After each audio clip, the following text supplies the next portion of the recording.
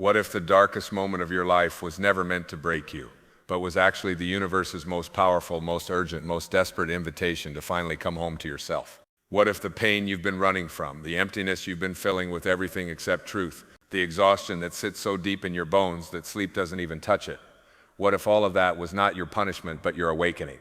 What if right now, in this very second, there is something living inside your chest that has never been damaged, never been broken, never been lost, something that the world's cruelty could not touch, that your worst decisions could not destroy, that time itself could not dim? What if I told you that you don't need to go searching across continents, across therapists' offices, across self-help bookshelves to find what you've been looking for your entire life because it never left you? It has been waiting, quietly, patiently, with infinite love. And today, not tomorrow, not when your life looks better, not when you feel worthy. Today is the day you stop running away from the one light that has always, always been yours. Stay with me, because what comes next will change everything. What if everything you were ever searching for was never lost? What if the love you chased in other people's eyes, the validation you hunted in other people's applause, the peace you begged the world to give you, what if none of it was ever out there to begin with? What if the greatest spiritual truth ever spoken, across every tradition, every scripture, every enlightened teacher who ever walked this earth, was simply this: the light you are desperately seeking has been living inside you since the very first breath your lungs ever drew? I want you to stop for a moment. Not physically, you don't need to close your eyes or sit cross-legged on a mountaintop. I want you to stop the noise inside your head for just one breath. Because underneath that noise, underneath the anxiety and the to-do lists and the old conversations you keep replaying and the fears you keep feeding at 3 o'clock in the morning, underneath all of that, there is something extraordinary waiting for you. Something that does not need your permission to exist. Something that was never created by the world and therefore can never be destroyed by it. You came into this world as pure light. Think about a newborn child, not as a religious concept, but as a simple, observable reality. A newborn does not hate. A newborn does not hold grudges. A newborn does not look in the mirror and see failure. A newborn arrives with absolutely nothing. No labels, no titles, no past, no shame, and yet radiates something so powerful, so magnetic, so undeniably alive that entire rooms full of adults stop breathing for a moment just to be near it. That child is you. That is not who you were. That is who you are underneath every single layer the world has pressed onto you since that day. But then something happens. Life begins to happen. And life, as beautiful as it is also a relentless sculptor, and not always a gentle one. People say things to you. Teachers grade you. Parents, sometimes with the best of intentions, sometimes with their own unhealed wounds, shape you. Society hands you a mirror and says, "This is what worthy looks like," and you don't quite measure up. And slowly, piece by piece, you begin to believe that the light inside you is either not real, not enough, or not yours to keep. You begin to outsource your worth. You begin to believe that if enough people love you, you will finally feel lovable. If enough people approve of you, you will finally feel valid. If your bank account reaches a certain number, if your body looks a certain way, if your name appears in the right places, then you will feel the peace that has been eluding you your entire life. And so you spend years, sometimes entire lifetimes, chasing shadows on walls, never realizing that the only source of real light is standing directly behind you, inside you, as you. Here is what nobody teaches you in school, and what the world's noise drowns out every single day. You are not a human being having a spiritual experience. You are a spiritual being having a human experience. And that distinction, that one radical, earth-shaking distinction, changes everything about how you see yourself and your life. Because if you are fundamentally spiritual, fundamentally connected to an intelligence that created galaxies and orchestrates every heartbeat without your conscious effort, then you are not small. You were never small. Smallness was a story someone handed you, and you were young and trusting enough to carry it. The greatest tragedy of human life is not death. Death is simply a transition. The greatest tragedy is a person who lives their entire life never once touching the depth of who they truly are. Never once sitting still long enough to feel the love that is their original nature. Never once daring to say, "What if everything I was told about my limitations was wrong?" The greatest tragedy is a light that dims itself to make others comfortable in their darkness. And I need you to hear this, because this is the part that changes lives. Dimming your light does not help anyone. When you shrink, when you play small, when you quiet your gifts because someone else is uncomfortable with your brilliance, you are not being humble. You are being unfaithful to the divine that placed something extraordinary inside you on purpose. You are not here by accident. The specific combination of gifts, perspectives, passions, and love that exists inside you has never existed before in the history of the universe and will never exist again after you. That is not arrogance, that is cosmological fact. Now let's talk about what actually blocks the light. Because if the light is always there, and it is always there, then why can't most people feel it? Why do so many brilliant, capable, deeply loving human beings walk around feeling hollow, feeling disconnected, feeling like they are watching their own life through a foggy window? The answer is the ego. And before your mind jumps to some definition of arrogance or self-centeredness, understand what the ego actually is. It is the collection of false identities you've accumulated since childhood. It is the voice that says, I am my job, I am my past, I am my failures, I am what happened to me, I am what people think of me. The ego is not evil. It is simply mistaken. It is like a map that was drawn by someone who had never actually visited the territory. And when you navigate your life by a false map, you will walk in circles forever, wondering why you never arrive at the peace you are seeking.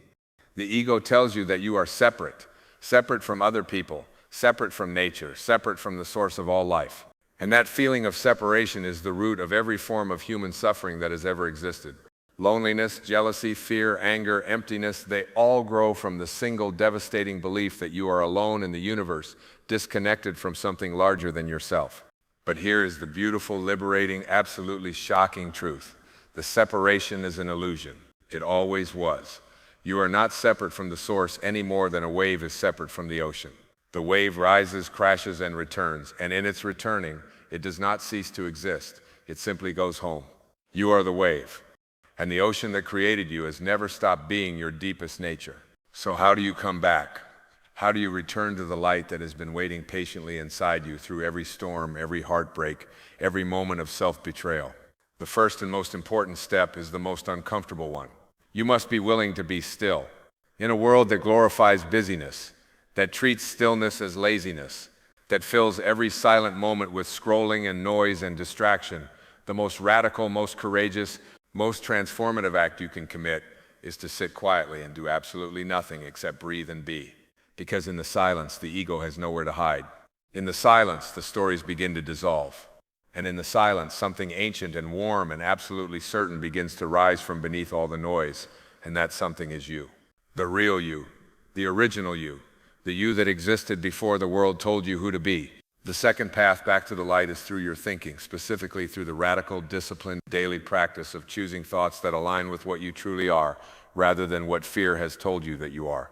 Every single thought you think is either moving you toward your light or pulling you away from it. A thought of gratitude, genuine felt, heart-centered gratitude is like opening a window in a dark room. A thought of forgiveness, not for the other person's benefit, but for the liberation of your own soul, is like removing a stone from your chest that you didn't even realize you'd been carrying. A thought of love directed toward yourself, not vanity, not narcissism, but genuine compassion for your own imperfect and courageous human journey, that is like turning on a light switch in a room that has been dark for years. And forgiveness, I need to speak about forgiveness because it is perhaps the single most misunderstood concept in all of human spiritual development. People resist forgiveness because they believe it means saying, what you did to me was acceptable. It means no such thing. Forgiveness is not a gift you give to the person who hurt you. Forgiveness is the gift you give to yourself. It is the decision to stop letting someone else's darkness live rent-free inside your light. It is the choice to reclaim the energy you have been spending on resentment and redirect it toward your own healing, your own joy, your own becoming. Resentment is you drinking poison and waiting for someone else to get sick. And your light cannot shine fully through a body that is toxic with unforgiveness. The third path back is service, giving your light away. And this sounds paradoxical until you understand the nature of light. When you light one candle from another, the first candle does not grow dim. It remains exactly as bright as it was, while now the room has doubled in radiance. When you give your gifts away, when you use your unique light to illuminate someone else's darkness, something extraordinary happens. Your own light grows stronger, more certain, more undeniable. This is why people who dedicate their lives to service consistently report feeling more alive, more purposeful, more deeply connected to something meaningful than any amount of personal accumulation ever produced. You are not depleted by giving, you are depleted by withholding. The light inside you is not a finite resource, it is a channel connected to an infinite source. And the more freely it flows through you, the more powerfully it flows to you. Now I want to speak to the person in this room or watching this, listening to this, who has been waiting for the right moment. The moment when the conditions of your life will finally be perfect enough to allow you to live fully, to love fully, to shine fully. I want to speak to the person who says, I will start living authentically when I lose the weight, when I get the promotion, when the kids grow up, when the relationship improves, when I feel more ready. I need you to hear this with every cell of your body. There is no perfect moment coming. There is only this moment. And this moment, right now, exactly as it is, messy and imperfect and uncertain and alive. This moment is the only canvas you will ever have to paint your life on. The light inside you does not require perfect conditions to shine. Diamonds are not formed in comfortable environments. They are created under immense pressure, in absolute darkness over unimaginable time. And when they emerge, they do not apologize for their brilliance. They simply are what the pressure made them. Your struggles, your darkest seasons, your most painful chapters, they were not happening to you. They were happening for you. They were the pressure that was forming something in you that could not have been formed any other way. And now, right now, is the moment you stop looking at those seasons as evidence of your brokenness and start seeing them as proof of your extraordinary, indestructible, miraculous capacity to survive, to grow, and to shine. You were not sent here to be ordinary. No one is. Ordinariness is a mask we wear to fit in, to be safe, to avoid the vulnerability of being truly, fully, unapologetically ourselves. But underneath that mask, in that quiet, warm, ancient place that has been there since before you had a name, lives something that the world has never fully seen. And it is time, it is past time, for you to stop apologizing for being bright, to stop shrinking in the presence of people who have forgotten their own light, to stop waiting for someone else's permission to be magnificent. Come back to the love that you are made of. Come back to the peace that does not depend on circumstances. Come back to the joy that is not a reaction to the world, but a state of being that you carry from the inside out. Come back to the creativity, the courage, the compassion that exists in you, not as potential to be unlocked someday, but as your living, breathing, present moment reality right now.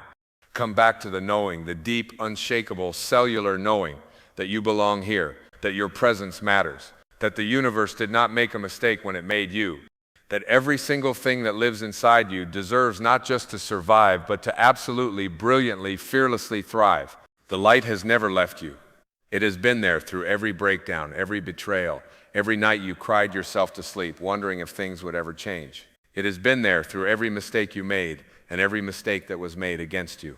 It has been there in your laughter, in your love, in the moments you forgot yourself completely in service to someone else. It has been patient with you in ways that defy human understanding. And it will continue to be patient because it is infinite, and infinity has no deadline. But you do. You have this one life, this one beautiful, fleeting, extraordinary human life. And the question is not whether the light inside you is real. It is real. It has always been real. It will always be real. The question is whether you will choose, starting today, to live like you believe that. Whether you will wake up tomorrow morning and before the world starts pouring its demands into you, you will spend one quiet moment in the presence of what you truly are. Whether you will choose one high vibrational thought over one fear-based reaction. Whether you will forgive one person, including, especially, yourself. Whether you will offer one act of genuine service. Whether you will take one step, however small, in the direction of your most authentic, most luminous, most alive self. That is all it takes to begin. One moment of stillness, one thought chosen with intention, one act of love given freely. One honest conversation with the self that lives beneath all your performances. You don't need to rebuild your entire life overnight. You simply need to turn toward the light. Just turn toward it. And the rest, I promise you, with every ounce of conviction I carry, the rest will follow. Everything spoken today circles back to one single magnificent life-altering truth. You are not broken, you are not lost, and you are not beyond the reach of the love that created you. You are a being of extraordinary light who has simply forgotten, temporarily, understandably, humanly forgotten what you are made of.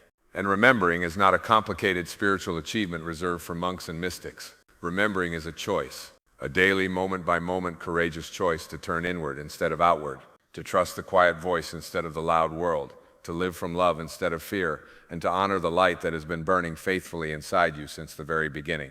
The world needs your light, not a dimmed, apologetic, carefully curated version of it, but the full, radiant, unfiltered truth of who you are. Come back to it. Come home to it. And once you find it again, share it freely, fearlessly, because that is what light does. It shines, not because it is trying to impress the darkness, but simply because shining is its nature, and shining is yours.